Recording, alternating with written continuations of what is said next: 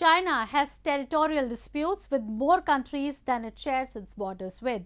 The Chinese Communist Party, the CCP, with Xi Jinping at the helm, has used deceitful tactics and manipulation in order to attempt to assert territorial control over other sovereign territories.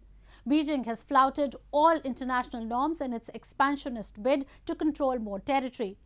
Join us as we explore how China's long-standing modus operandi of usurping other nations' territory has become even more sinister and calculated, and why the world needs to intervene now more assertively than ever before.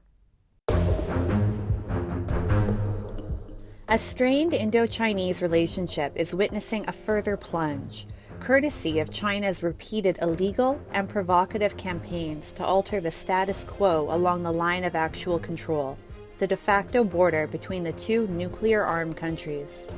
Comically, but equally concerning, China has now staked claims on parts of India's northeastern state of Arunachal Pradesh, arguing that these locations were part of Greater Tibet. A desperate Beijing unilaterally renamed as many as 11 Indian locations, which included names of mountain peaks, rivers, and residential areas. This is not the first time that Beijing has employed such tactics.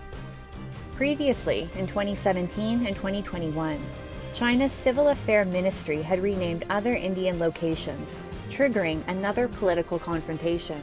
New Delhi called out China's expansionist plans then, and New Delhi is calling out China's expansionist plans now. ये पहली बार नहीं है कि China इस तरह के कोई attempt कर रहा है और हमने उसको खंडन किया था ऐसे अटेम्प्ट्स का।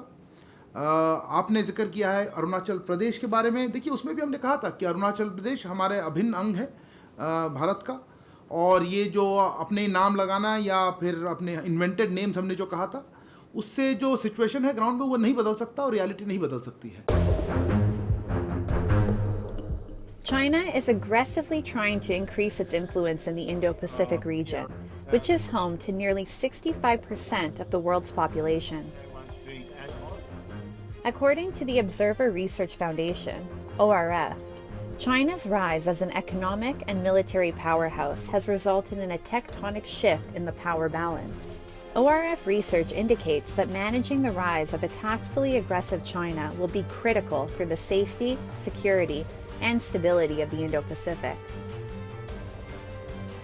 And while the majority of the countries in the Indo-Pacific region are now facing territorial conflicts with China, they find India, Australia, and Japan as emerging power centers who can both challenge and check China's ambitionist and expansionist plans. This region is under threat, which is China's domination. When we compare Asia-Pacific and Indo-Pacific, we can find one feature. Indo-Pacific includes all countries which have the problem with China, especially the border problem. So that's why Indo-Pacific is more easier to identify how to deal with China. Indeed, Quad is a group of the great powers in the Indo-Pacific, except China. So that's why Indo-Pacific and Quad is one set. So to deal with China, this concept is needed. China's expansionist agenda was established in 2013 by President Xi Jinping with the launch of the Belt and Road Initiative, BRI.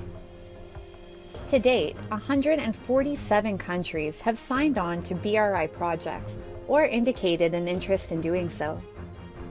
However, many of these countries are now concerned that China is using BRI funds to gain influence and control, and that they are falling into a debt trap.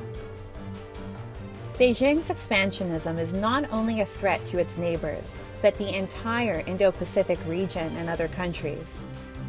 India's efforts to contain China will not only benefit India and her citizens, but the broader Indo-Pacific region as well.